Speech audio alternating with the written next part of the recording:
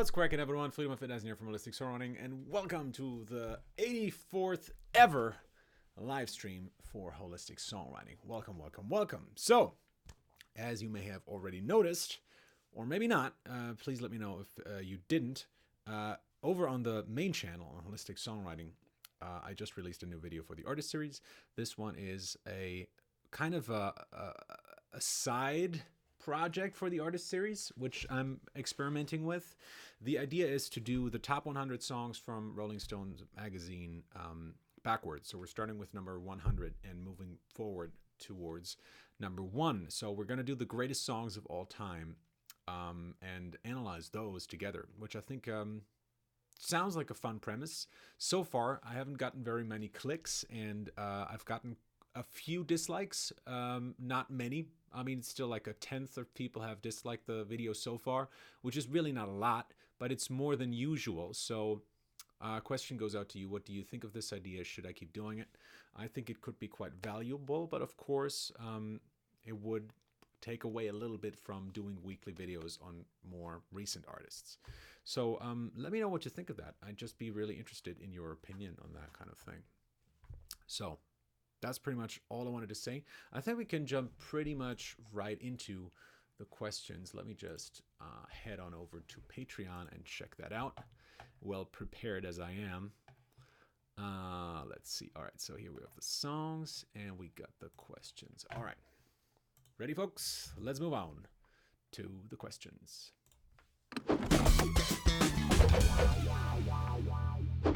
By the way, the reason I ask whether you guys have even seen it, whether you guys have seen the notification, is because there was an issue with the copywriting with Gnarls Barkley's song.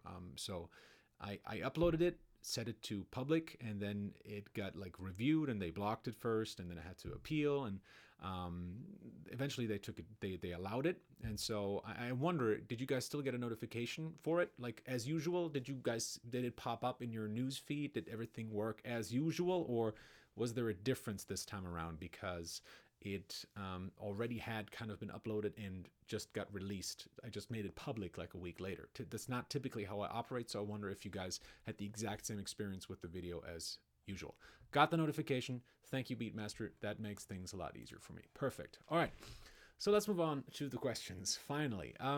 So starting with a question by Varo, who says, "Hello, Mr. Friedemann. I have a question on audio ear training. I've been hearing about sites like Audio Technical Ear Training, Golden Ears, etc. Which do you recommend to train my ears as an engineer? Thanks." Actually, I have never used any of those, to be honest. But you seem to have gotten a couple of suggestions here from Aitor, from Grimaud, and from yourself. No, from so Melodia seems to be good, and SoundGym.co. I haven't heard of those. I've never actually worked with any software for ear training other than Earmaster, and that's a long while ago. I used that program to get into university, and since then I've just been doing it. You know, I've worked with a partner. Someone played some chords for me and asked me what it was, and I had to identify them. That sort of thing. You know, with other students, and now I just do it by listening to actual songs and actually transcribing as I go.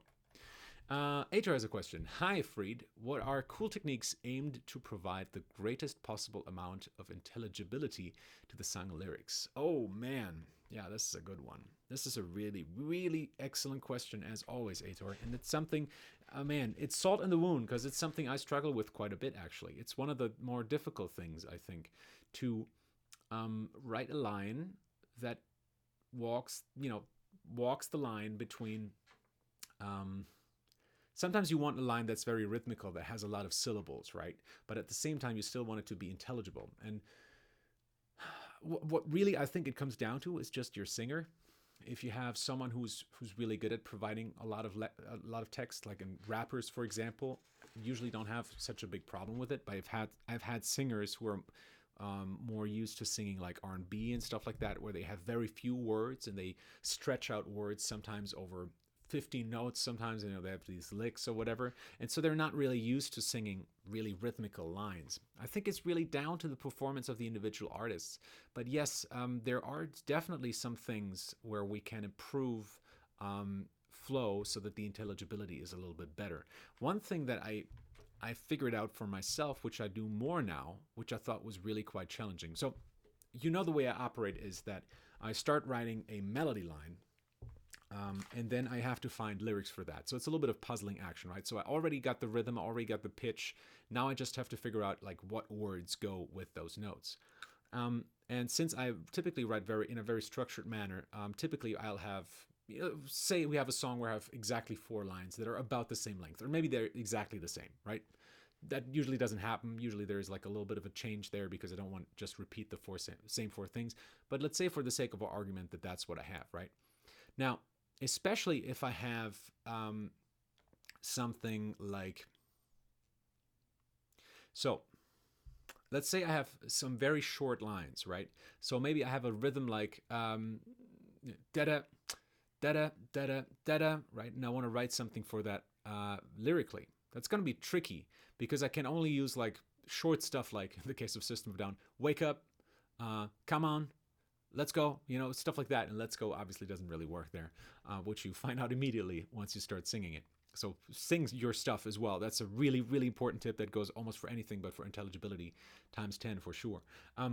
One really good thing you can do if you have like some really short phrases and you can't, and your text lines are just too long and you can't make them fit to that, is sometimes you just take a text line, you break it in half, use the first half on that really short bit, and then use the second half on the next one. So you do sort of a line break in between. And it's really not an issue.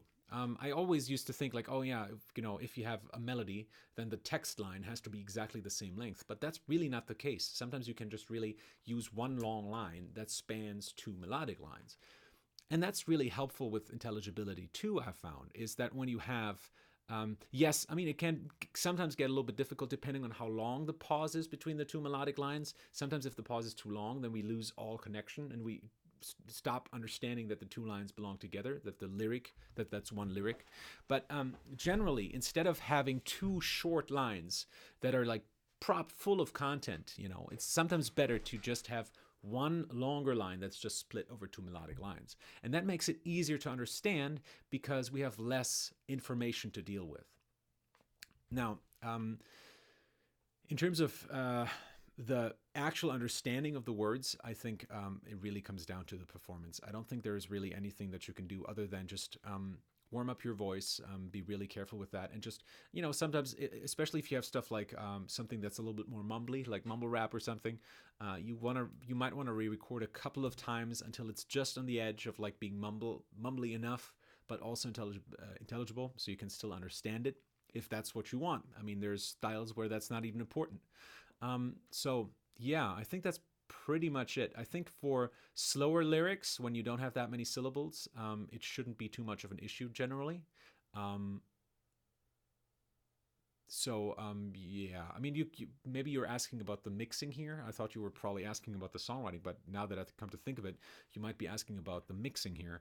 Well, I mean, the understandability really is like ranging from 1 to 3K about. So you generally want to make sure that frequency range is, you can boost that a little bit, or even better, you can go to the other instruments and take it out a little bit, especially if you have instruments like piano or guitar or anything that's also up there in that mid-range frequency spectrum. Then you can just dip that out a little bit to increase the understandability of the vocals.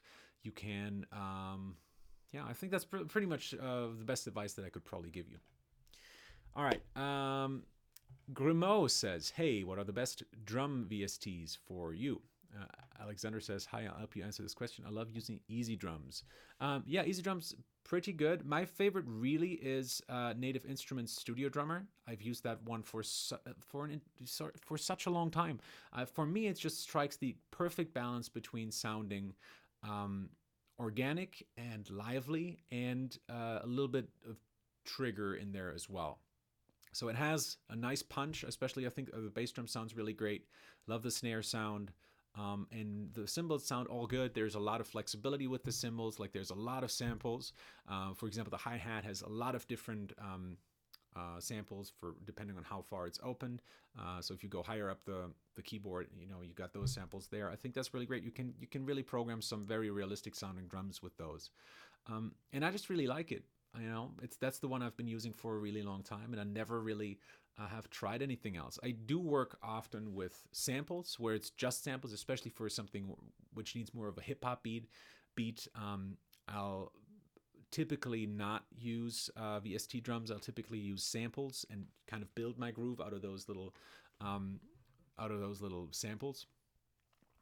What I often also sometimes do is I'll grab a loop, so a drum loop, and then augment it using samples.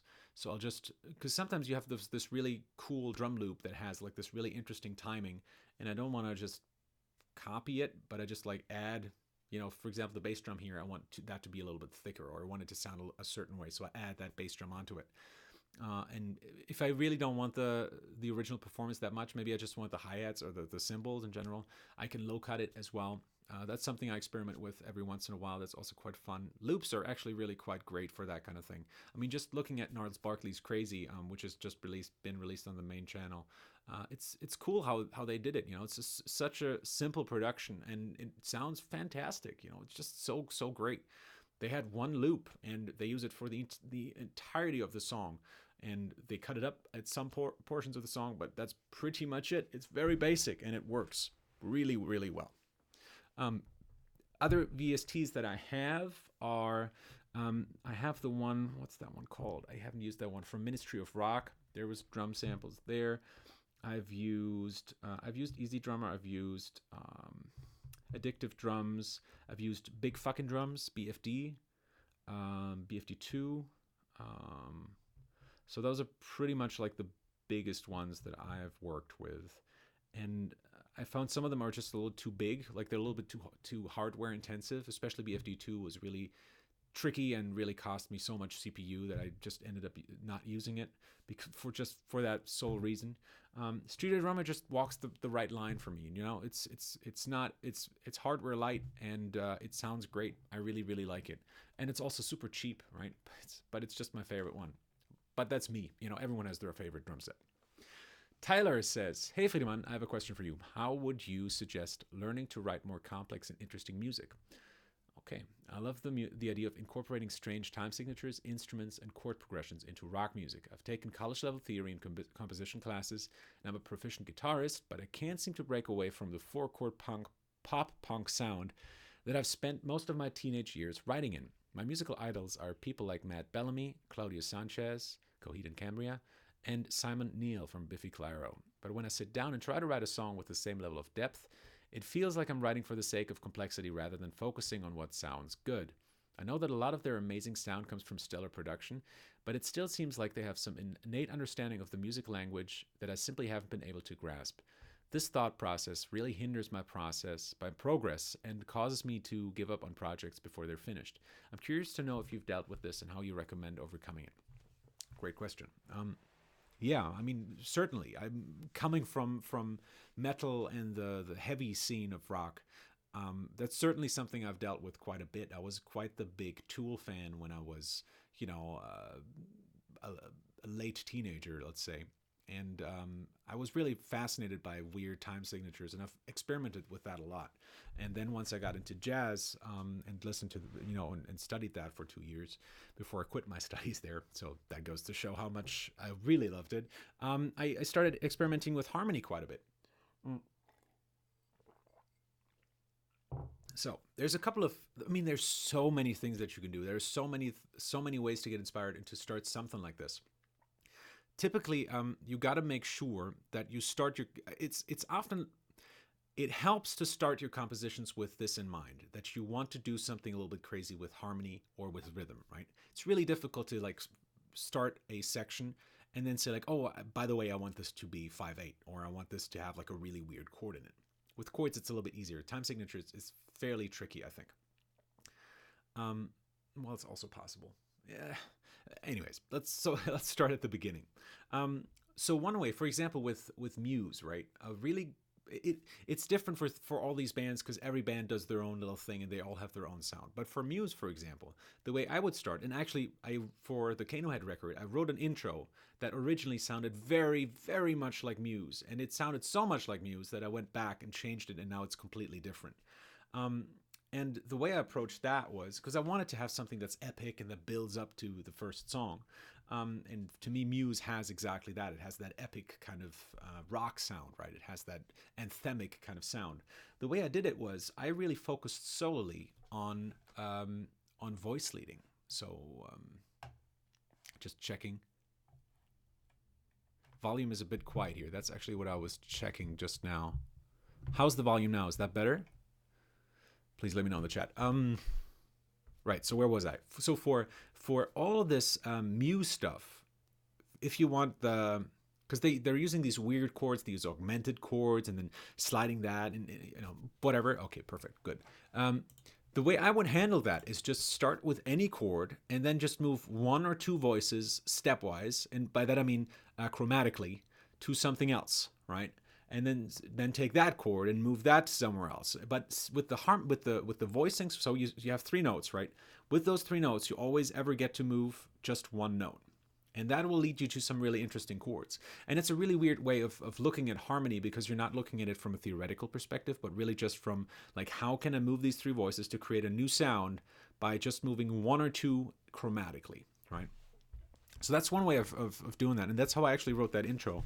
And then making it sound a little bit more complex in this case, if you really want that Muse sound, it's really easy by playing it as an arpeggio. If you play 3 notes at the same time, it's just never going to sound as cool as playing the da-da-da-da-da-da-da-da. It just always sounds more complex and always sounds deeper, so to say.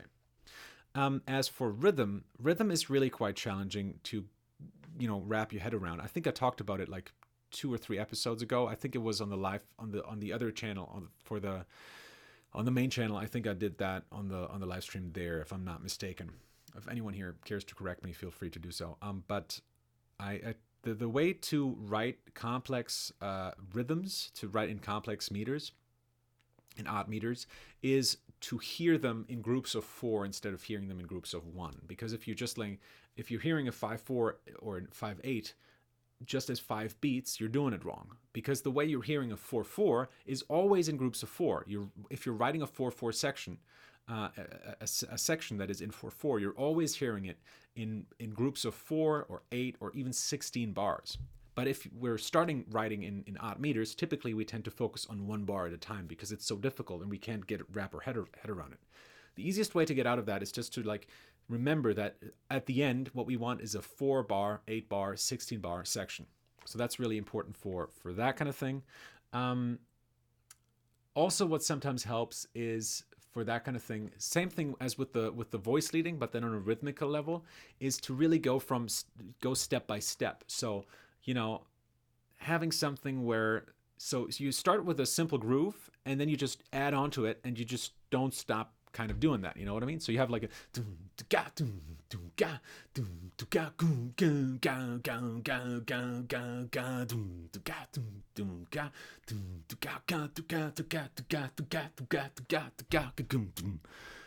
something like that. I mean, that wasn't the best example, but you get what I mean, And this is easier when you do it on guitar or if you actually play drums. It's definitely easier to do that kind of thing. But just like taking a sort of fill maybe, and then turning that into a rhythmical motif and kind of going with that for a little while, longer than you usually would. And that's often how you find some really interesting things. Yeah.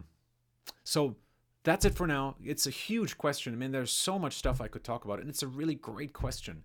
And it makes me think like I should do a course about that someday, because it's just such a fantastic, it's a really fantastic question. Just making your music more interesting and more in depth, going a little bit crazy because the thing is, one thing I can tell you, for me, it's never worked to think about it in a theoretical way.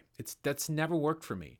As you can see from both of those approaches, it's really like it's a really different way of looking at composition. It's like, okay, let's just move one voice here or there.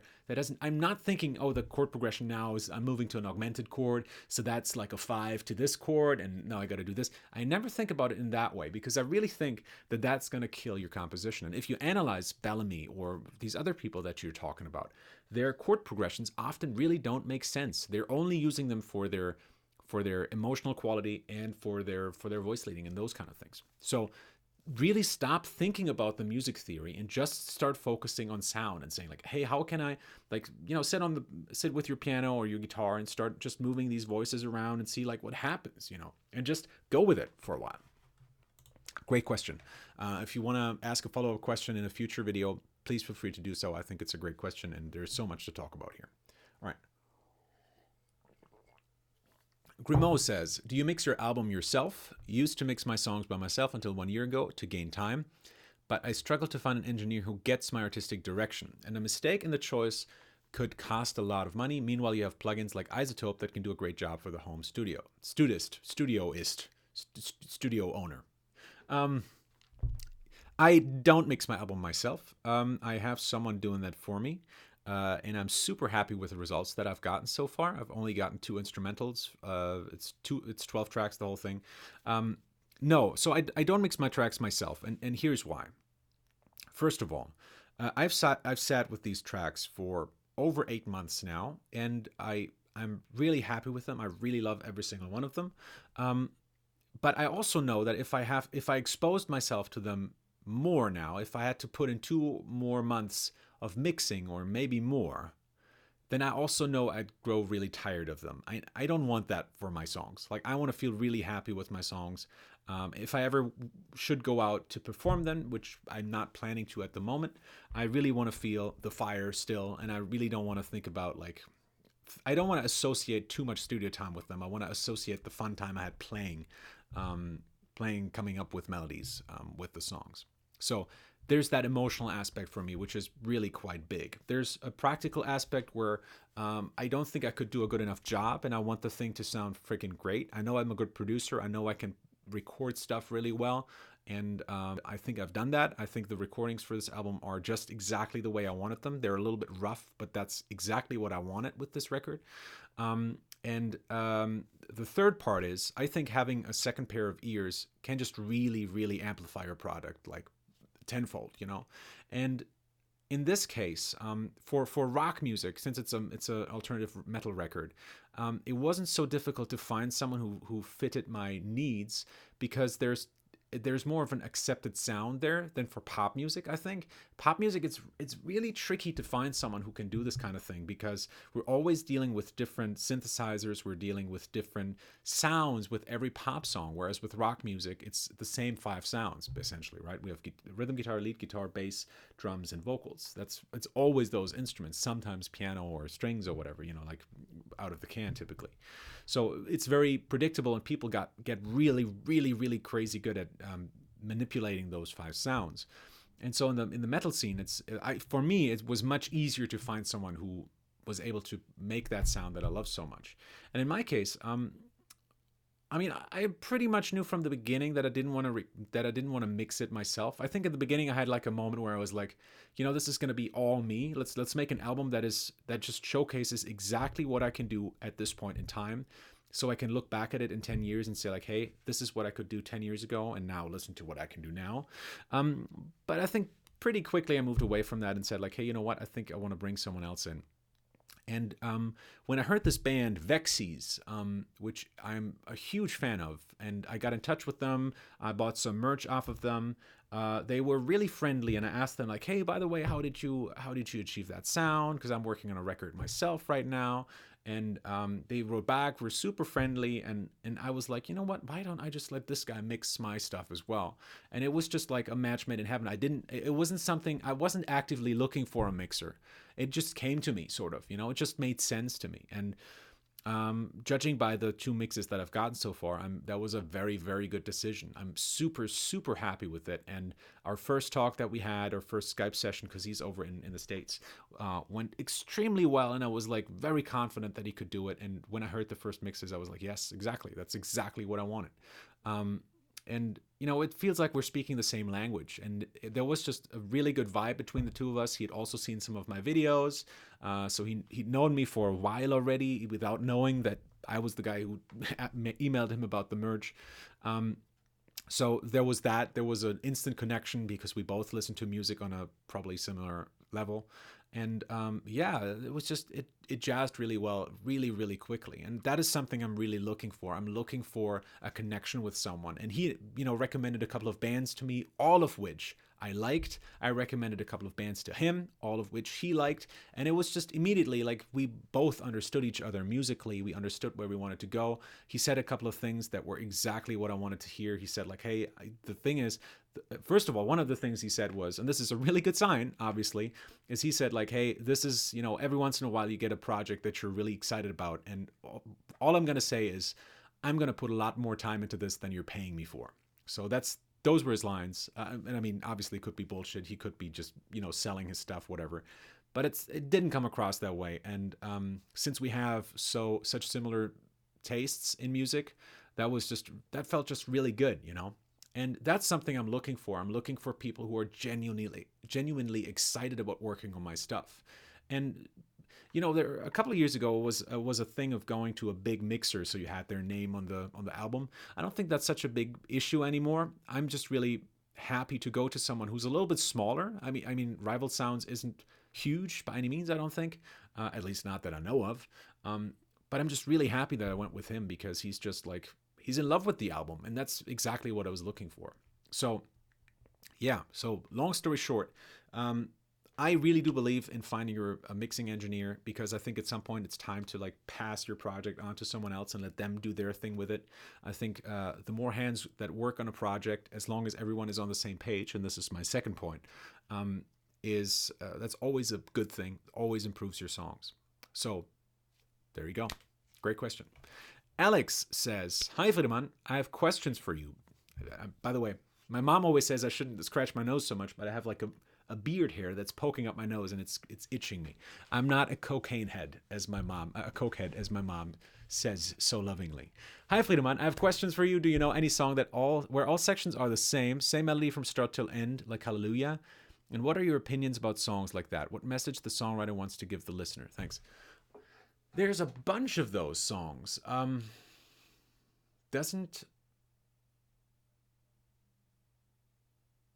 Yeah, there's a bunch of those songs, especially in like folk music and country music and blues.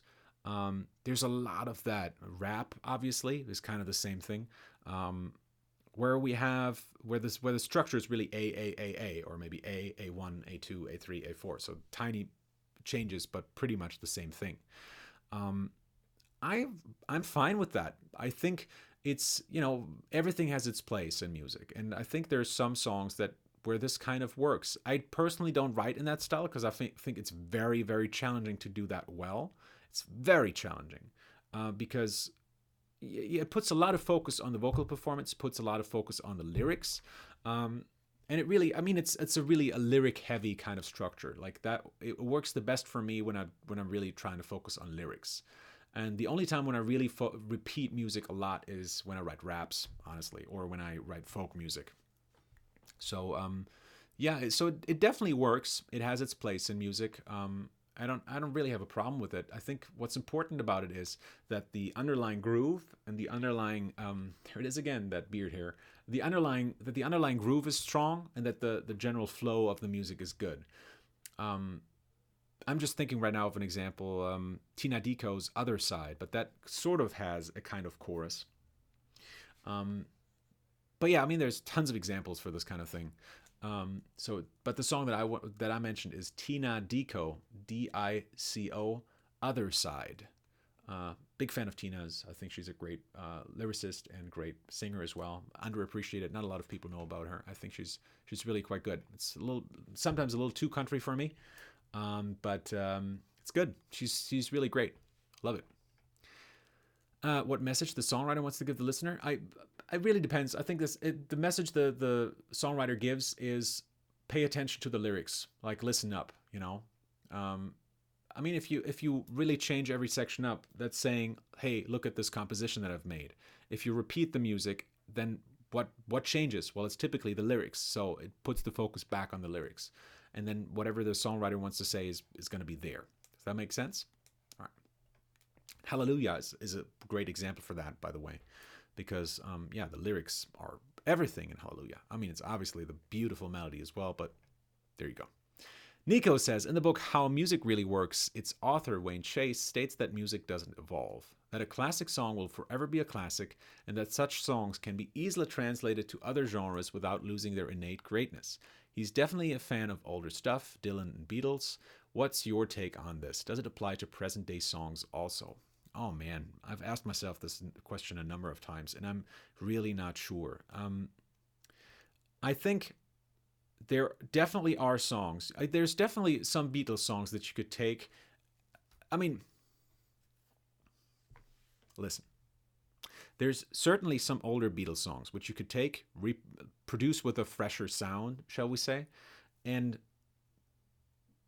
people would like them, I think, pretty much just the same as the old ones. I mean, the older generation would complain that it's not the original raw analog sound, obviously, but the new generation would complain about the same thing about the old music. So you would have that, remaking music. There's that whole issue. The lyrics obviously are a little bit out of date. Phrases like "I want to hold your hand" and she's got the ticket to ride" might actually still work today. "Lucy in the Sky with Diamonds." I'm not sure. I mean, the melodies it is from another age, where Major ruled the world. Everything was happy. People had like ahs in the background, the backing choirs. But fundamentally, if you remove all of that and you take, for example, the backing choirs as production and said that that really the core songwriting was just the melody, the lyrics, and the chords, if we transpose that to today's sound, I still don't think it would sound fresh. I mean, you could produce it in a fresh way, but I still think, it would still have that retro vibe. I don't think there's any question about that, really. And that's because it has that really positive outlook on life. And modern pop music is much more pessimistic, I feel. It's much cooler. It's much less hippie-ish, you know what I mean? Especially with the Beatles. I'm probably only thinking of the Beatles right now. Dylan, can't see that happening in the charts today, honestly, because it's so lyric-driven, and it's musically so basic. It's not interesting enough musically to catch people today in the charts. I don't think a Dylan song would work today in the charts. It's really so closely tied to that certain era. It's tied to protest songs. It's tied to the intellectuals, and it's tied to that hippie era so much that Dylan was hippie era, right? Yes, I think so. It's tied to that era so much that it gets a lot of icon. What do you call it? What makes it so interesting really from that age as well. It's, for example, I'm in a couple of weeks I'm going to be doing an artist series on the number 99 song, which is Creedence Clearwater Revival, no Senator's Son, which is a song that if you listen to it today, because when I do my analyses, I always think like, I love the song, right? I really do. But if you listen to it without imagining that you've known the song for a really long time and that it's tied to that specific era, if you listen to it as just a song, it's really very boring. It's a fairly boring song. It's not that great. It has a good performance. There's really a lot of good things in it. But number 99 song of all time, I think not. It's not the amazing piece of songwriting that Rolling Stone magazine thinks it is, I think. But it is a great piece of music because historically there's so much tied to it and it just makes sense in that era. Listening to that today, if we reproduce that today, I don't think people would really do a double take. I don't think. So, does it still sound good to us today? Absolutely. That's a completely different question. Yes, a completely different question. I think there is a timelessness to what we think sounds good, even though our tastes have also developed or have become a little bit more underdeveloped in that sense. Like we can parse less complex music now than we could in say the 40s, 50s, and 60s, where jazz was the pop music, right? There we could listen to fairly complex harmony. Today we really can't. Jazz is just like out of most people's reach. I think, I think it's just a nice thing to tell yourself that a great composition is timeless, but it's probably not true. Yeah, so again, I'm struggling with this as well. I don't really have a definitive answer for this, but you can see, like, I'm kind of torn between both sides, you know? Like, the artist in me wants to believe that music is timeless, but I just don't think it is. I also don't think music is a universal language. I think it's close. I think it's maybe a worldwide language, but only maybe. There's even, you know, tribes that have a completely different sense of what music is supposed to sound like. So, just a difficult question. So, music doesn't evolve. Also wouldn't say that's true. I don't think, I think music has evolved quite a bit, or just changed. I wouldn't call it evolve. I would just say it's really change of style. The way we use harmony now is just so different than when it was used in, you know, the 60s, or with blues music, when we had, you know, 1-4-5 was like everywhere, or, you know, seventh chords were everywhere. You know, we use music theory in a completely different way today as back then. That's a great question, though. Again, I'm really torn. Grayson says, do you know of any good resources or websites that help train the ear on chord types and extensions? Yeah, as I said, my favorite probably, or the only one I really know, and back when I was getting into college, or is it college? University, into conservatory, getting my bachelor, that would be university, I guess, right? When I practiced for entrance exams there, the program I used was an app called Earmaster, and as far as I know, that is still the biggest thing around. I might be wrong about that. So that was like 10 years ago at this point. So I'm sure there's something better at this point. But back then it was Earmaster, and I learned quite a bit from that. I think the approach that Earmaster teaches you is not the best. I'm not super happy with that, because it teaches you listening to intervals and trying to identify melodies by listening to the intervals, which is highly problematic as far as I'm concerned. You can also check out my course on holisticsongwriting.com. It's called 30-Day Ear Training Challenge, where I explain my approach and what I think is a much superior approach to that one, because it removes the links between intervals and links everything back to the one of the key. It's called the movable do system. So yeah, but then once you know that, working with Earmaster and just using your own technique for transcribing stuff, I think is pretty great. Nico says, did you go through the material of chords and melodies that suit your ideas, and is it as good as they promote it? Do you have a systemic approach yourself on how to put interesting chords under a melody? Actually, to my shame, I have not. I've seen parts of it. I've seen like the tables. I'm sure that's most of what it is. As far as I understand it, it's mostly those tables, and I've seen quite a lot of those from Anthony. And it's fine. You know, again, it's a little. I think it's maybe a little outdated, personally. But it's not bad, you know. It's certainly not wrong. It certainly can be quite helpful, especially if you're a beginning songwriter and you're looking for you don't know which chords to use. I think it can be really helpful. So I'm all for it. You know, it's a good thing to have these cheat sheets if you're ever stuck and it helps you. Great, you know, if it works for you, that's perfect. And there's certainly nothing wrong with it. It certainly works. It's a great thing. For me personally, I don't use tables like that because, again, I try to keep music theory as far away from the writing process as possible now. And yeah, do I have a systemic approach on how to put interesting chords under a melody? Yeah, it's just experimenting a lot. And as stupid as that sounds, that is my systemic approach. I just fiddle around until I find something where I'm like, oh yeah, this is cool. I like that, you know? That's really it. I mean, I know it's going to be a 4-bar chord progression. That's what I know. And I know what kind of emotion I'm going for. And usually the thing is, I'll keep singing the melody, change the chords. Sometimes I'll change the melody based on the chords that I'm playing. So it's a thing that keeps evolving, and I'm like, oh yeah, I have a melody that I love, and I play that chord. I'm like, oh, but that sounds really cool. If I did that to the melody, that would really make that much more interesting. Oh, but then I'd have to change that chord, and it's a back and forth between the melody and the chords until I find something that I'm really happy with. And usually that goes very quick. But there's also been cases where if I want something that's a little more edgy, finding the right bit of edge is sometimes a little bit more difficult. But typically when I'm writing a melody, I already kind of have a chord progression in my head anyways. So that's pretty much it, really. It's just a lot of experimentation, I think. Yeah. There's another really great technique, which I explain in the Hook and Melody Master Files. But that's kind of a different thing.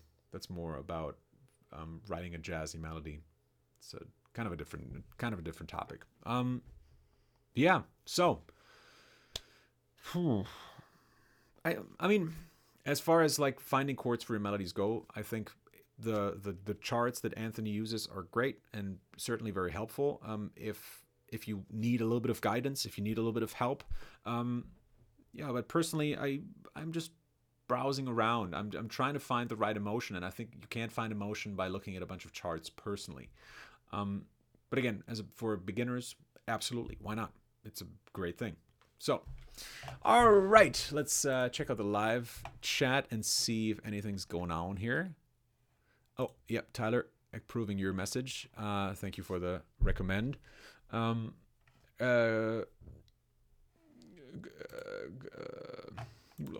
Okay, Grayson, you might want to check out the live chat as well, because some people have been writing some stuff there, I think.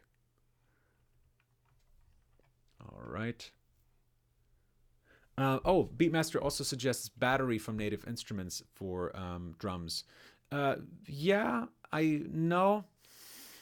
I've played with it a little while, and I have it. But yeah, it's great. For some reason I just prefer moving samples around. I just have a little bit, I feel like I have a little bit more control because of that. But yeah, battery, I used it for a while. That's great. I don't have a reason for not using it. It's really great for like making beats for hip hop stuff. It's really great. Yeah, no, really don't have anything to say against that. Yeah, battery's great. Grimaud says Splice is a great website to get loops. Yep, I second that. Splice is definitely a recommendation for anyone out there who's trying to make pop music. Definitely a really, really great app. All right. Tyler says, man, that was super helpful. Cool. Happy to hear that. Jody says, what was that band name? I would like to check them out. She's called Tina Deco. Is that the one that you wanted to know? Or was it Vexies? That was the metal band where I the mixing engineer that I found based on the band. Let's see. Skiffle making it these days? Not sure. Yeah, and stuff like what was it? Man, there's some shit songs from back in the day, you know? Like yummy, yummy, yummy, I got love in my tummy. I mean, there's some shit songs from back in the day, you know? That's stuff that would never ever fly today. I really don't think that would ever work today. We'll see when the movie Yesterday comes out. Dude, I'm so stoked for that. You can't believe how excited I am for that movie. Finally, Beatles songs are going to make it into a Hollywood movie. I'm really excited for that. It's the first time I'm going to hear a Beatles song on the big screen, you know? I'm just excited for that. And then a whole movie about the sound of the Beatles, I'm really excited. Oh, is Ed Sheeran in that movie? I didn't know. Oh, yeah, right. He sings, there's a really funny line in the trailer where he goes, where he like changes a Beatles line, and I thought that was hilarious. He like changes something to baby instead of, I forgot what it was, but it was hilarious. I love that. All right. Don't you dare, Friedemann. I love the Yummy song. Yeah. All right. Cool, guys. So let's move on to the songs.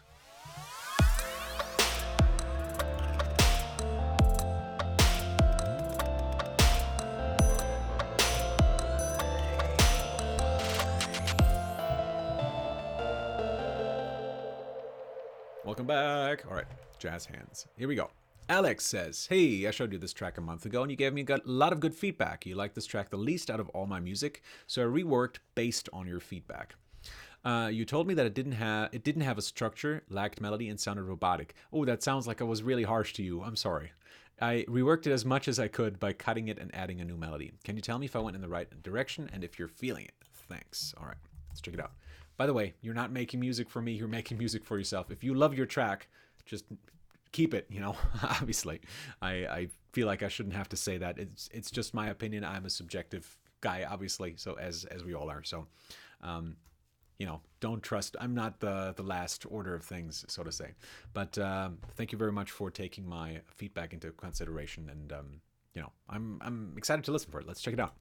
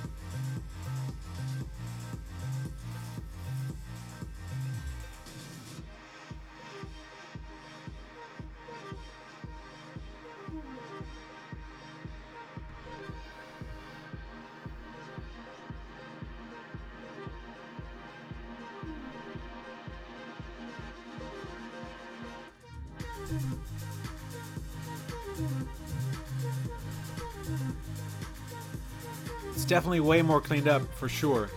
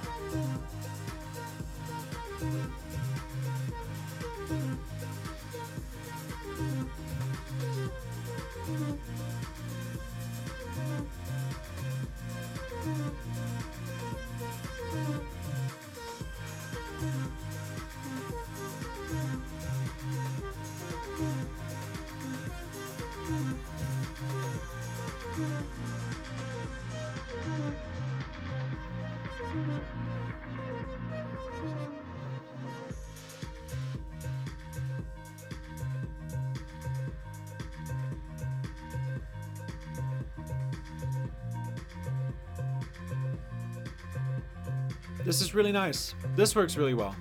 Why didn't I hear that before?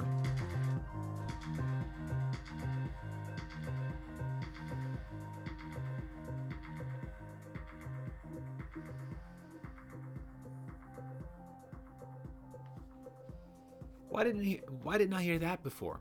I gotta say, yeah, this works a lot better in terms of the busyness of it, because that was like my biggest issue that I had with your songs, was that there's too many things, especially too many rhythms going on at the same time. And this is much more clean up and works much better in that regard. I still don't understand the structure of this. I still think it's weird that it ends with a section that I feel like should be much further at the beginning. I feel like the first time we go into this drop here at the beginning, this part here, that to me feels like that should be a bridge, or maybe after the bridge or something. And it feels to me like going from this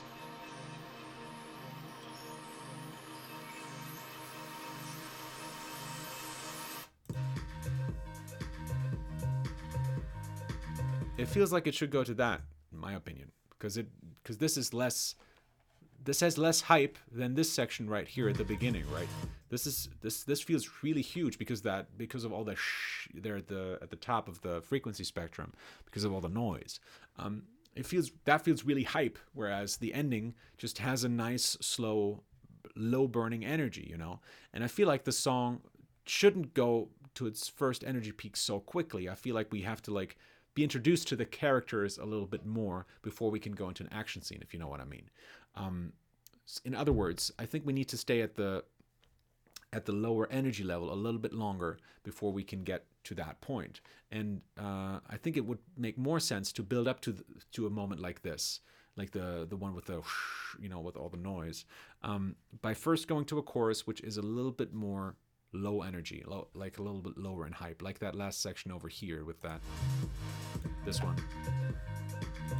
Maybe we could even take something out, like there's this little ping pong thing that's jumping around, which is a little bit too much for me, I think, for if we use that as really early on in the song. You can slim it out a little bit so it's just super simple, just the bass and the drums, maybe with just some small stuff added on top of it, maybe. And then slowly build into a crescendo of where we get more noise and where the sounds get more and more exciting. You know what I mean?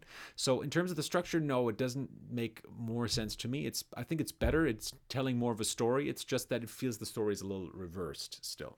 In terms of the emotion, I must say it didn't really get me that much. I think it feels it feels a little bland to me, but again, big, obviously, to me, it's my subjective experience with it. To me, it feels a little bland, but that's just me.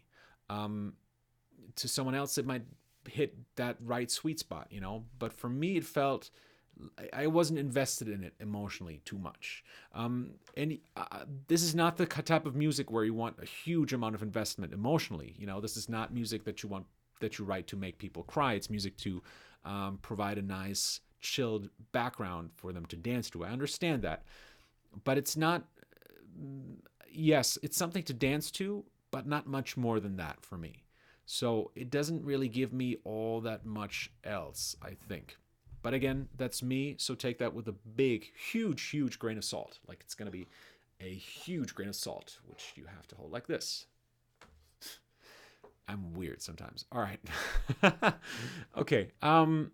But definitely, this is a big step forward. I think this is definitely way better than the last version that I heard from you. It just needs a little bit more restructuring, I think. So what I'm kind of lacking is a little bit more interesting harmony, maybe. But that's coming from a songwriter, someone who loves harmony and who loves interesting melodies that have a lot of color. So maybe I'm not the right person to ask for this. And please feel free to say like, oh yeah, you know what? I'm fine with this. I've come to this point. I'm just really happy where the song is right now. Maybe I will structure it, but I'm happy with the chords. I'm happy with the melody. Like that gives me exactly what I want. Then fine, take it. It's all good. You don't have to please me with this music. All you have to do is please yourself, because ultimately you are the one who has to perform it live, and you should be happy with your music when you play it. So what I would like to hear more, maybe if you were interested in changing the harmony up a little bit more, is maybe something that doesn't return to the one all that much, like the first degree, but maybe something where we get a little bit more of a colorful chord. So right now it's pretty much just 1 and 2, right?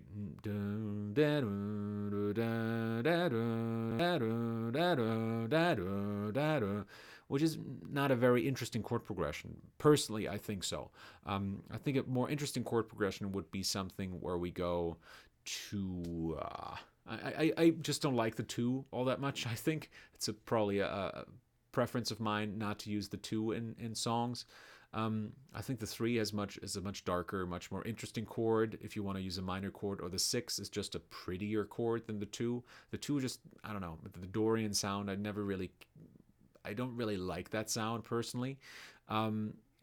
Yeah, so if you want to use another minor chord, maybe you could try that out. It's certainly worth trying out. And I think 1-3 or 1-6 is always a great, it's always a nice chord progression. So that always tends to work. The medians just usually sound very good. But it's certainly a step in the right direction. Don't get me wrong. And I think if you just restructure this a little bit more, I think it could really be something. Yeah, and again, I mean, I'm stuck in my own body, and you ask me what my experience with it is, and I'm trying to be honest here, but also know that I have my limits as well in terms of my musical understanding, and maybe someone who really listens to a lot of this type of music really understands and hears it completely differently. So I can't really say that, unfortunately. I'm not the person who listens to a ton of this kind of music. I do when I have it on in the background as I work. But I think that's quite a different thing, maybe. So, again, take everything I said with a grain of salt. All right. Oh, nope, that shouldn't happen. There we go. Luigi wrote a track. Wanted to write a Nickelback-esque rock song this week. So here's what I come up with. Dude, I love you. Thank you for writing a Nickelback-like song. I love it, because most people would just say I'll never be like Nickelback, blah, blah, blah. And I think all the hate with Nickelback is just ridiculous at this point. It's become a running gag, and I think it's funny, and I think it's fine to make jokes about it. But Nickelback is not such a bad band. They're fine. I've actually seen one of their live shows. I wasn't actually there for them. I was there for the opener, but for the opening act. But man, honestly, and I didn't go into it with high expectations, which is also a side note, but their concert was the best live concert I've ever seen in my entire life, and I'm not kidding you about that. I didn't care much for the music, but man, these guys had an energy on stage, and the lines that they used, they talked to the audience in between the sets, and I was like, more of that. This is hilarious. The guys were just in a really great mood. I think it was they had taken a little hiatus or a little break from touring or something, and I think I was at their second gig that they played after a really long time. Gone, and it was just awesome. It was just really great. I loved every second of it, except for the music so much. But that's a different kind of thing, because it's difficult falling in love with the band that you're just hearing for the first time at a concert, I think, for me at least, because I need to hear the songwriting properly, and for me it's really difficult if I usually stand first row at a concert, so all I hear is so it's really difficult for me to fall in love with a band like that. But anyways, Luigi, I love you for trying to write a Nickelback song. I love that. It's great, because honestly, they're a good band. They know what they're doing. So it's a commercial band, but I mean the concert that I was at, they had some heavier songs, and which I didn't really expect, and and again, whatever. They're a little bit overplayed on the radio for sure, but all the hate that they're getting, I think, is definitely unwarranted. So let's check it out. This is called Voodoo Lover by Luigi.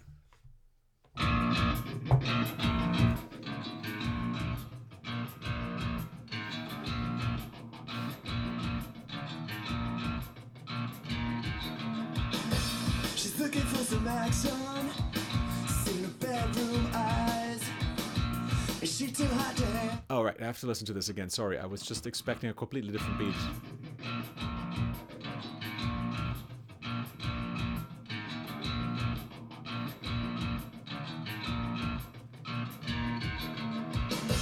She's looking for some action, seen her bedroom eyes. Is she too hot to handle? Again.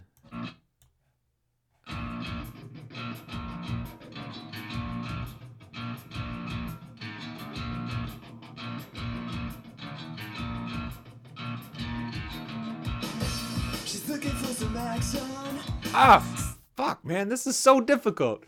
Jesus, man. I think the intro is really throwing me off. That kick drum is setting me up. I'll sing for you as I'm hearing it. I'm really trying to hear it right, but man, it's really difficult for me. So this is definitely an issue with the song. So what I'm hearing is, I'll play for you where I'm hearing the backbeat, all right?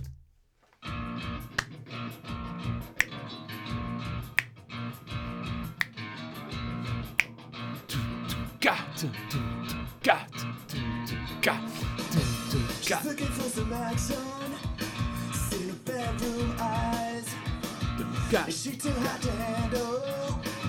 The stranger in the... Oh man, that really fucks me up. So, all right, I think you have to make that a little bit more clear. So the first note that we hear should definitely be the one of the measure. That's for sure. And the kick drum has to be a little bit more clear, I think. Like maybe it should like just hit the one or something like that. I still can't hear the intro as what it actually is, like as you're hearing it, I think.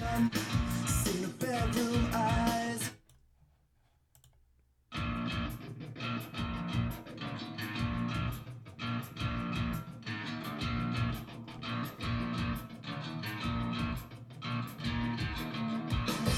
She's looking for some action. Okay, now I heard it for the first time. All right, let me listen to it one more time. Sorry about that. Okay. All right. So there's a hi-hat actually that plays the backbeat. So that, I'm gonna orient with that. Okay. How does it start?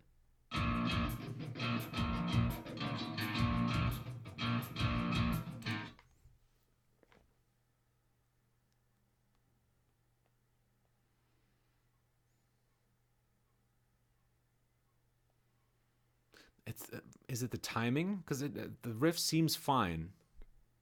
The riff seems fine.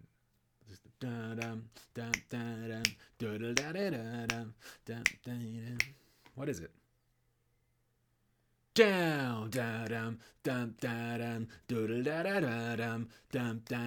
I think it might be the timing, actually. I think it might be the timing, yeah. I think especially the first 2 or 3 notes that you're playing, I think they're a little laid back or something like that, which makes it really difficult to place exactly where in the bar they're supposed to be, and that really throws me off.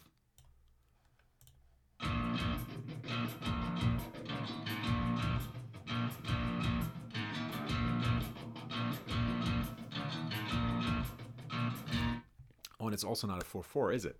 Jesus, okay. Weird how long it took me to figure out.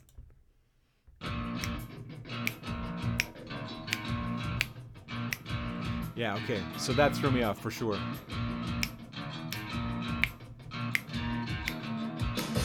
She's looking for some action.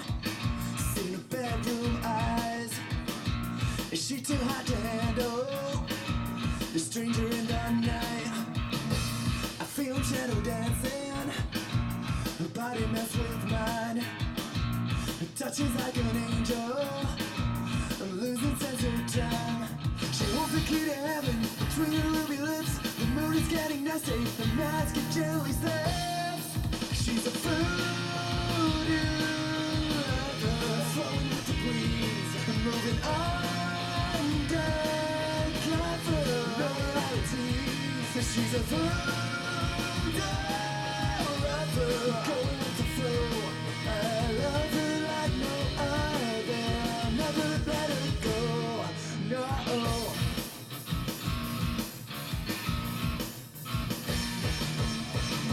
Stay with me till the morning. Don't break this magic spell. Let's get alright together and kick down the gates of hell. She wants the key to heaven between her ruby lips. The mood is getting nasty. The nights get jelly slips.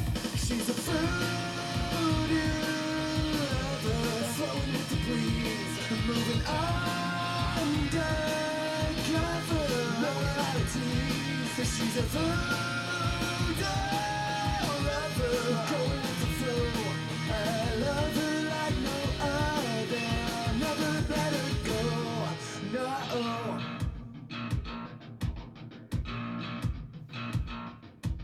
She knows how to phone it. Now she's yelling on it. She's a wicked woman. She takes me where I shouldn't. She's a fine flowing with the breeze, moving under cover realities. She's a food lover, going with the flow. I love her like no other. Never let her go. No. I'll never let her go.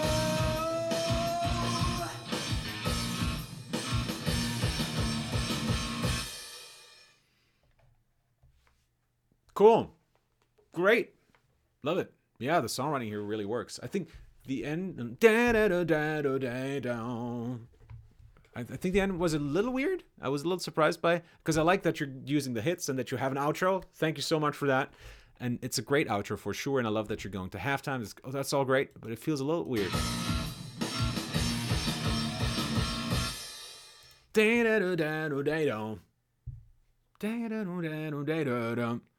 It feels weird that you're using two of them. To me, at least, that's just me. Great. Love the chorus. Love how the song builds up. I think the melodies are all really strong. The pitch of the vocals is a little off here and there. It's a little too low. So that kind of makes the track a little bit difficult. It's going to make it a little bit more difficult to sell to someone who can't listen through that, I think. The drums also don't sound really great. They sound really kind of fake. But man, the songwriting is all there. I think it's great. Really, really great. I really love it. I think you have to really make your intro a little bit more clearer, that it is not a 4/4, and that, make that a little bit clearer to people. That just really threw me off in the beginning. I had to listen to it, as you saw, like 6 or 7 times before I was like, oh, this is what it is, right? So, cool. I really like the chorus. Well, we're going to talk about the melody a little bit in just a second. I think the pre-chorus could probably use a little bit more hype. So let's talk about that one first, though.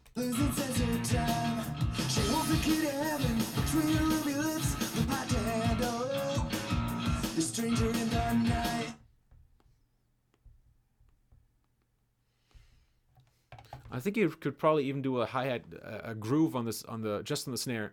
Ga, ga, ga. Ga dum ga ga ga ga dum ga ga ga ga dum ga ga,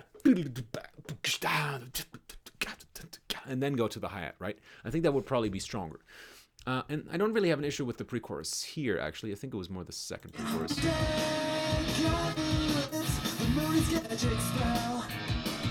Let's get all right together and kick down the gates of hell. Yeah, that feels like it needs a little bit more hype. I mean, on paper, this works with the open hi-hat, but it feels like I'm hearing more like a doom do ga doom do ga doom do ga doom do ga doom do ga doom do ga doom do ga doom do ga, right? Because it feels like the vocals are driving it in a different way. It feels like the vocals have more drive than the backbeat now. So I kind of would like. I think I would like to throw in a couple more snares there. Yeah, so that's what I'm hearing. I'm not hearing that standard groove. I'm hearing like a more of a double time kind of thing, I think. I think that's what it really needs. Okay, moving on to the chorus, which I think is really great. I think, works really well. Let's just, there's a couple of small things about the melody that I would probably like to improve.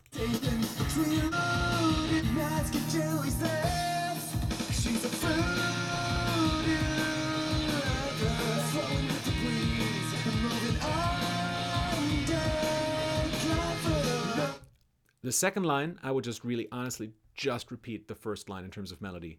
Because she's a voodoo lover. She's undercover. And then the third time, you do what you did, which is go to a higher note and do something else. Yeah, I love it.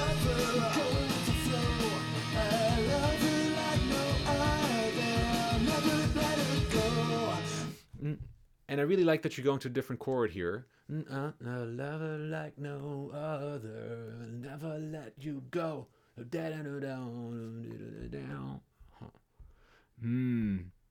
It's almost there. I like the chord that you're going to. I like the idea behind it, but I don't think it's quite there.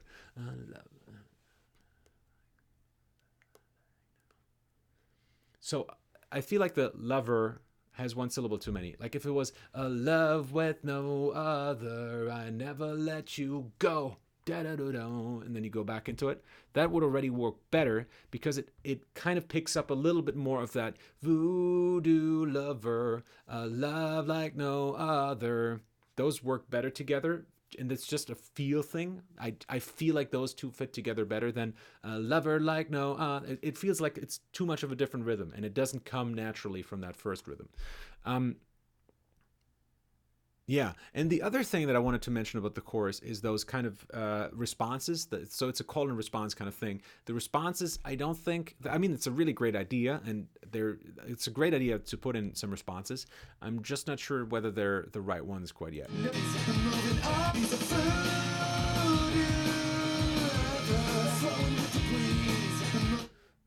Slowing with the breeze.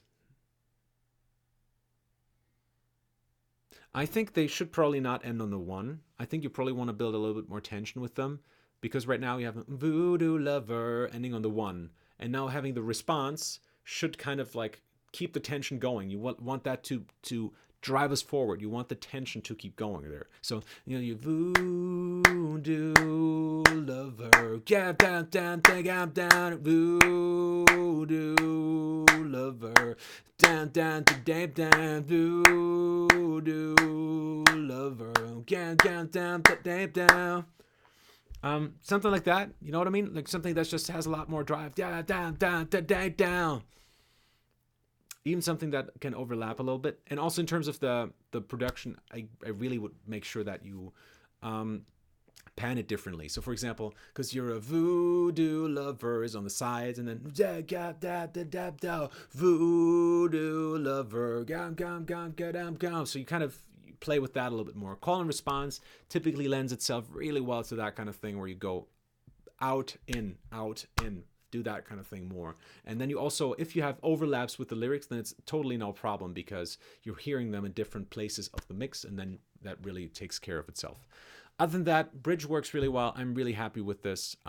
Great. Yeah, can't wait to hear it again with some things improved. Like, as I said, I think the vocal performance, as I said, needs a little bit more work.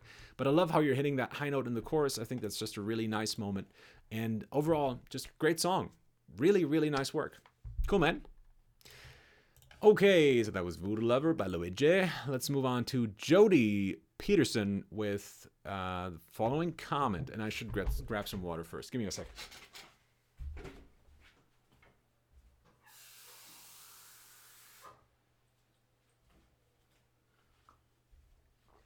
All right. So Jody says, guitar vocal work tape for a year today. I'm looking for feedback on the song and full production ideas. Okay. A year today.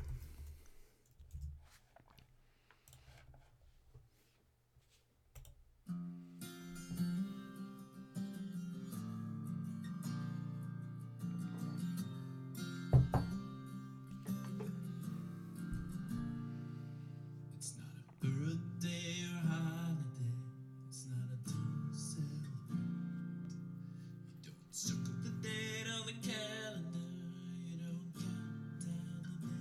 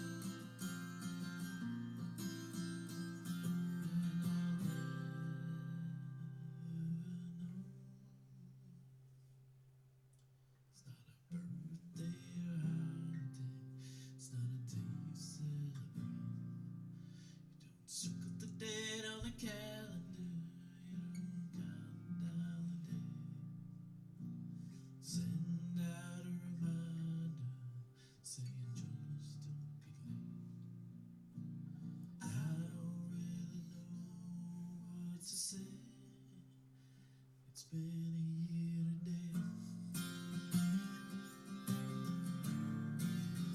been a year today, yeah. It's been a year today, yeah. It's been a year today,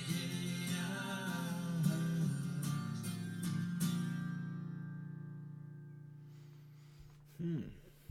All right. Well, that must have been a difficult song to send in because, yeah, it's tricky to get feedback on songs that mean a lot to you, right? And this is obviously a very personal song to you. I think it works really quite well. I don't really have that much negative things to say about it. It's funny because typically I would probably comment on the fact that it's like strummed guitars all the way through, which is something I personally never do. I try to mix things up and have different strumming patterns to make sure that people understand in which section of the song we're on. And by strumming patterns, I mean rather like maybe I'll use like an arpeggio for the verses, or something that's kind of plucked, and then in the chorus I go full chords, or I use like power chords in the verses, and in the chorus I use full triads, to get the full sound and kind of balance that out and have a little bit of variation that way. But I think it works quite well here because well, you're doing it kind of through the strumming, right? In the verses you're just playing whole notes, and then in the chorus you're playing the whole strumming, and I think that works really quite well, and which is something that surprised me a little bit, because in the beginning I was like, oh, he's starting off with a full strum. It's always difficult. Where do you go from there? And I think it's the first verse falls a little bit flat because of that, I think. But it's all right, actually. It's it's better than I expected. I think that since the focus is on the lyrics as well, that probably really helps. I must say, and this is probably due to the production, but I found it quite difficult to understand you at times. And really, it's not just the production. It is also your singing.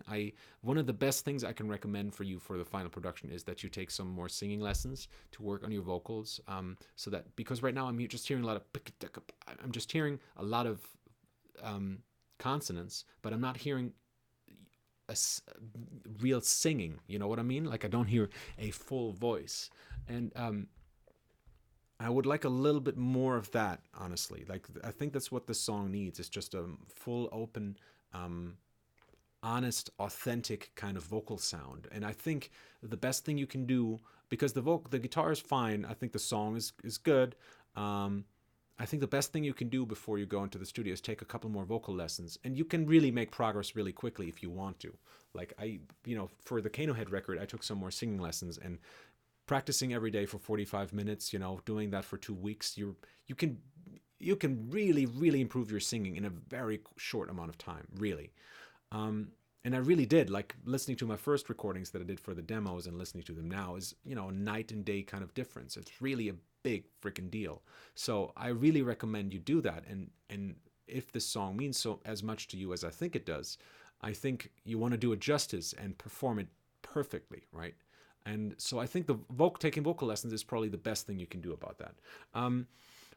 For the final production, I don't know if you're going to be producing it yourself. I think it's nice that it's so sparse. I don't think anything should really distract or detract from the authenticity of the vocals and the lyrics and the performance. I like that you're just very sparsely using a second voice, which obviously has to be much tighter, closer, singing much closer together with the main vocals in the final production, because right now it's like there's a lot of shifting going on where the second voice is singing the syllable a little bit later than you do. You have to make sure that you really interlock the harmonies there. But if you do that, it's going to sound really great. I think it's exactly right as it is. I don't think you should add any more onto it. I think the more sparse it is, the more authentic your message is going to be. Now, I must say that the lines of "it's not a birthday or holiday," that struck me as a little bit out of place at first, because it's almost as if you're starting your song off as like a little bit of a riddle, as a puzzle, like it's not a birthday or holiday, what could it be, that kind of thing. So that feels a little bit out of place, because it's a song. I like the lyrics in that it feels like you're saying, like, I don't really know even how to feel about this. And it feels like those first two lines have almost like a comedic undertone to me.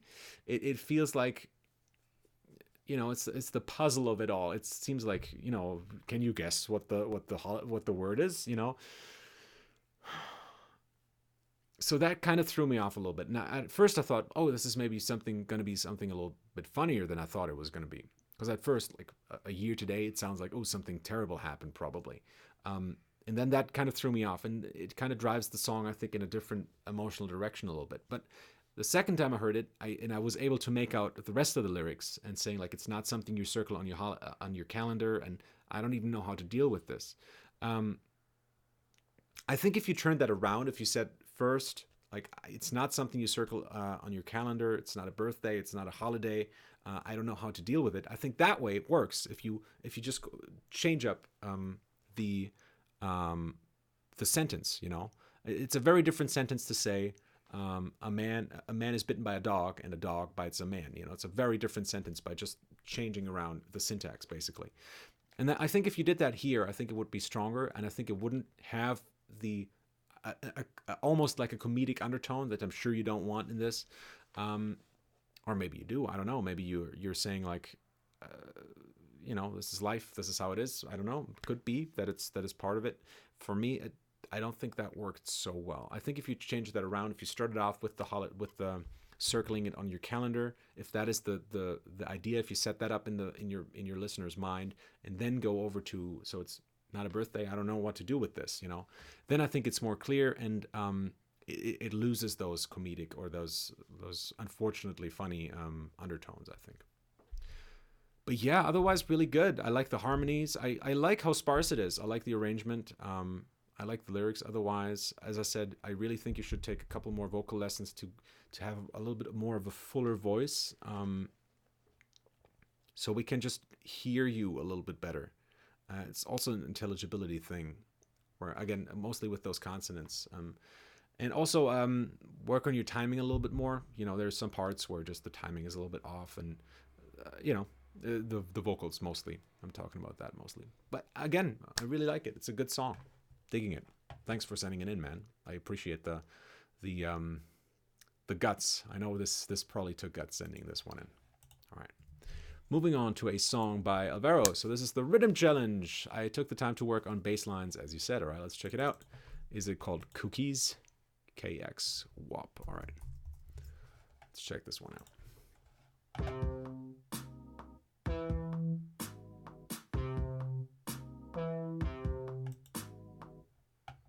Okay.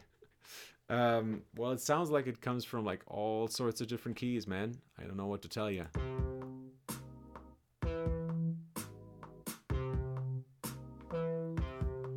I gotta say, I find it really disorienting. I have no idea what the key is that we're in. All right, let's make it simpler.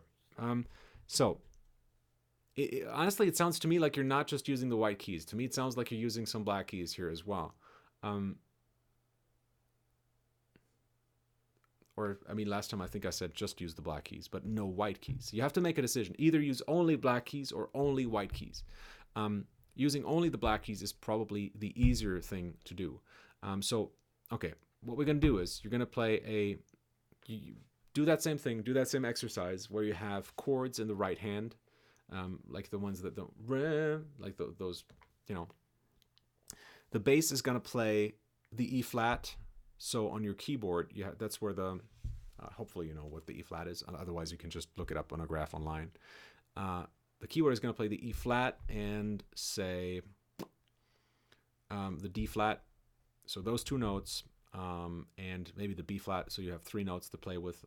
That's going to be the bass, and that's going to be fairly low in the left hand, fairly low on the keyboard. Not too late, so you don't want to have like it shouldn't be below the low interval limit, is what I'm saying. And the right hand is just going to play two or three notes at the same time, but higher in the right hand in a higher register, so to say. All right. So let's try that until next time, because right now I'm not hearing a key whatsoever, and we have to find a key first before we can get into more crazy stuff. Right now it just sounds too crazy. All right. It's too it's just too out there. I think we have to rein it in a little bit more so we can add on to that later. So let's start very, very simple and build onto that. Okay, next we got a song, and this is the final song for today. Tyler says, "Hey Friedemann, here's my latest attempt to break out of the 4-chord song structure." All right, interesting. Explanation: I like to map out my songs like this using MIDI instruments. The vocal melody is played by the piano. Okay, all right, that's always really difficult for me to hear, but I'll try. Sorry in advance for the bad sounding mix. It gets pretty muddy with the MIDI guitars, but it doesn't sound right without them. I plan to record this song with real instruments and vocals sometime soon. I'm curious to hear what you think about it from a compositional standpoint. All right, let's see if I can make it out. It's not always easy.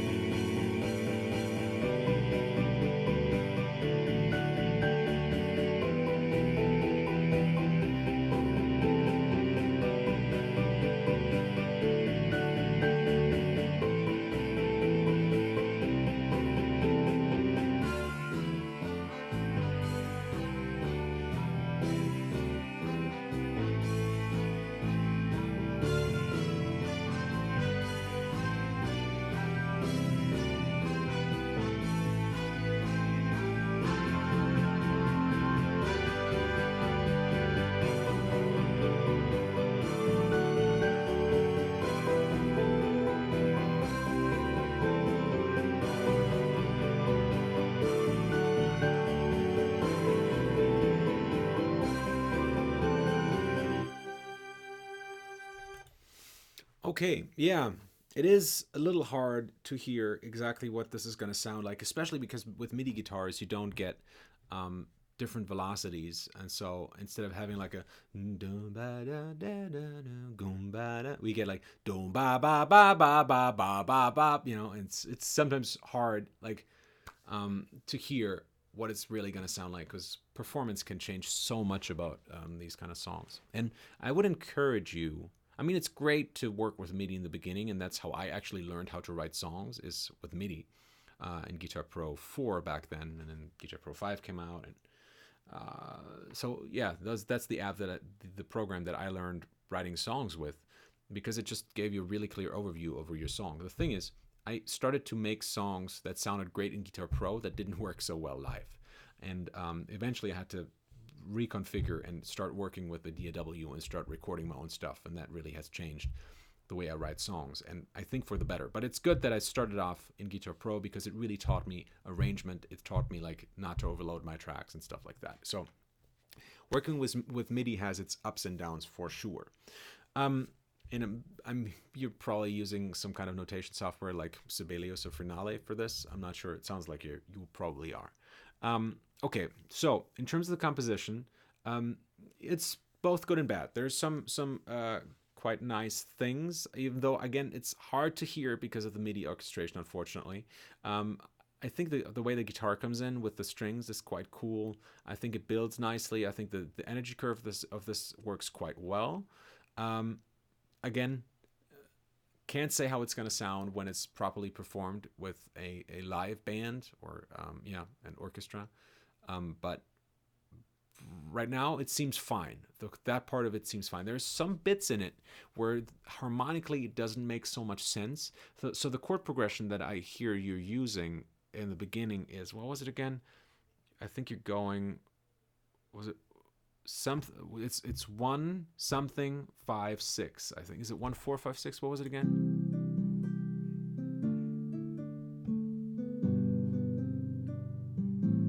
Yeah, so you're going to the minor chord there. 1 2 5 6, right? So you're doing a 1 2 5 6 there. So the 1 2 5 that flows fairly naturally because it's just a substitution for a 1 4 5, and then resolving that into a 6. I'm not so sure if I like that so much because typically the way so it's a what do you call it? It's not a fake resolution. What do you call? What's the English term for that? Trugschluss. Well, what do you call it? Guys, help me out here. I need some help. It's called a.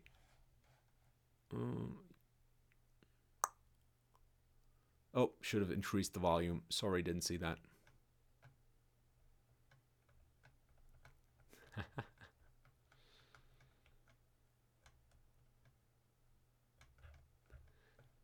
Oh, okay, there's the chords. Cool.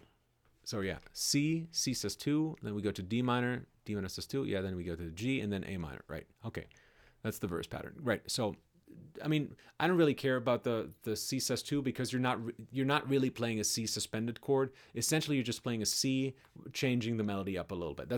You're not really going to suspended chord. The sound I'm hearing is not a suspended chord. I'm really hearing a C major chord with some stuff going on, like you're playing around that a little bit, but it's still a C major chord. Yeah, exactly. It's a passing tone essentially. So the chord progression is C, D minor, G, A minor, and then A minor. C, D minor, G, A minor. Yeah, exactly. And I'm not sure whether I like that so much. First of all, I'm not a big fan of going A minor and then C. I mean, it's one thing of doing a chord progression that is all C, A minor, going between those two that can have a certain vibe of its own. Like sometimes if you have like a cool vibe that you found on your C chord and it just works really well and you don't want to change things around too much, you just go to like a median. So just go to A minor or you go to E minor, because there's just one note of a difference between the two and you just want to stay in that vibe. Californication by the Red Hot Chili Peppers is a good example where it goes from the 6 to the 4. So the A minor to F, also just one note of a difference, and it just stays in that really nice vibe. So that can work really well. But if you're using a functional harmony chord progression like you are doing here, because the first 3 chords are very, very functional, right? You're going from C to D minor, so that's already just like moving up the scale, and then D minor leads into G, because that's just the 2-5, and then you're resolving that into a 6, which is a deceptive cadence. That's the word I was looking for. Deceptive cadence. So you're going into a 6. So sort of, because after the 5 we expect another 1, but you're going into the 6. And typically deceptive cadences happen at the end of chord progressions. So we have a chord progression like, say 1 3 or 1 6 4 5, and then we go back to and then we end on a 6, right? The next bar is a 6, or the beginning of the next section is then on a 6 instead of a 1. So that's typically where we put those deceptive cadences. And in your case, you put it within the chord progression. And worse than that, you're ending on an A minor, and then you have to start off with a C chord. And I think ending a section on an A minor and then starting with a C chord, it just doesn't work so well, especially if you had some very functional harmony before that. Because you have really nice voice leading. It's like all the chords, because going from 1 to 2, there's not a single note that they have in common. Going from 2 to 5 is also a really big move. You know, there's a lot, all the notes are changing there. But then going from 5 to 6 is also good, you know, because there's, again, no notes that they have in common. And I shouldn't say that 2 and 5 have no notes in common. There's notes that they have in common, but not that many, not as much as like going from D minor to F, for example. But then going to the 6, again, super functional. But then going from A minor to C, right where it's the most important that we have some functional harmony, is, again, it's almost the same chord. And so at the moment where I want the most change to happen with the harmony, that's where it feels like, oh no, we're stagnant here and we're not really doing anything. So yeah, so that's, I think, a little bit problematic about that chord progression. How does it go on? It goes C, D minor, G. Oh yeah, it's the same thing. Okay, gotcha. Oh, and then it ends on a G. So see, that works much better. The second time around, that works much better. Now, there were some moments where I heard some actual problems with the harmony. So I'm just going to play those. There's a few seconds where it was. I'm not quite sure exactly where it was. So I'll have to listen to it for a little bit, and just call your attention to those moments so you can check those out again, because I'm sure there's something going wrong there.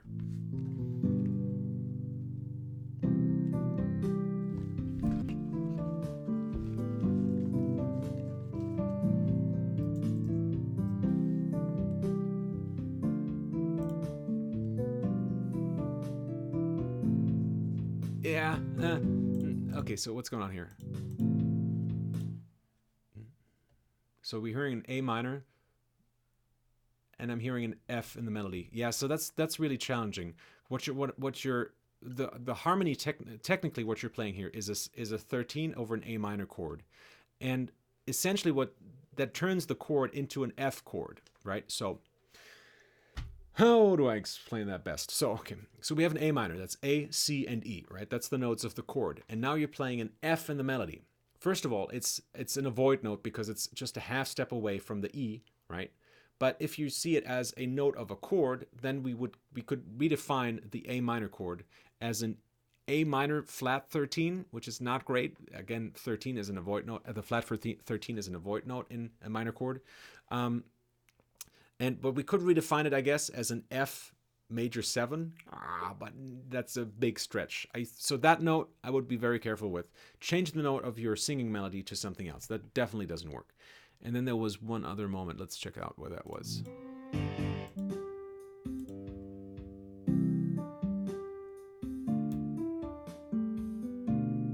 Yeah, there you go. That chord there. That one.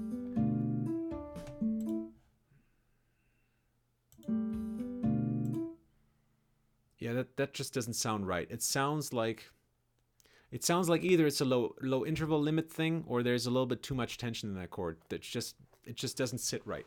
So maybe I should quickly explain what an avoid note is. So if you're playing, so say you're playing your chord on the piano, right? So let's say you're playing an A minor chord, A, C, and E. Then all the notes that are directly above those notes, a half step away from all of those chord tones, all those notes that are directly a half tone above that are considered avoid notes. And as the name suggests, you are supposed to avoid them. So that would be the B flat, which nobody ever really would pick, I guess. That would be the C sharp, which also nobody would really pick because it's the major third and we're in minor, so nobody would really do that. But in minor, the flat 13, the F, is problematic because it's still one of the white keys, and it seems like, oh, that seems like a good idea to press that. Well, it's going to fuck up your chord, so don't press that note. So the F in minor, so the flat 13 in minor is something to look out for. In major, say we're using a C chord, C, E, and G, the avoid notes would be D flat, F, and G flat, and A flat. So A flat and D flat, typically you're not going to use those because they're not white keys, but the F is the one that you should look out for here. Now, I'm not saying that you can't use the flat 13 at all, but it just really depends on how you use it. Sometimes it's possible to do something like so.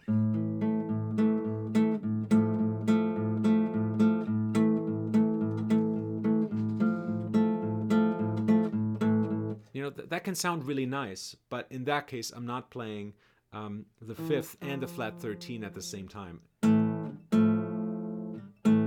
Right, so that's kind of important. You could almost argue that I'm actually playing A minor and then F over A. So, because this is actually, you could also see it as this chord here. Right. So that's why it sounds good, is because it's not actually A minor with a flat 13. But so let me think. So we could do. Yeah, so this is actually the notes that you're hearing. You have the E and you have the F at the same time. And those don't really work together well, as you can hear. Right. So that's something you want to avoid, that kind of sound. That's the flat 9 is what it's called. You could also call it a flat 2. It's just a flat 9 is an octave plus that, right? So a flat 2 would be this. Sorry. Or this. Right, that's a flat 2 technically. And a flat 9 is this. Just an octave apart, plus a half step, basically. Right? Does that make sense? Hope it didn't just confuse you what I just said, because it is fairly complicated, I would say. I have a blog post on this on my website. If you Google avoid notes and holistic songwriting, you find a whole article on that subject: how to avoid them, what to do instead, how to get around them. I think it's one of my better articles on the website. Yeah, do check that out. It has examples and notation and all that good stuff. All right, folks, that's pretty much it. Let me just check the live stream one more time. Good. You hear that now? You get it? Great. Awesome. Happy to hear it. Folks, thank you so much for stopping by. Hopefully you had a good time. I did, as always. Take care, stay gefährlich, and talk to you soon.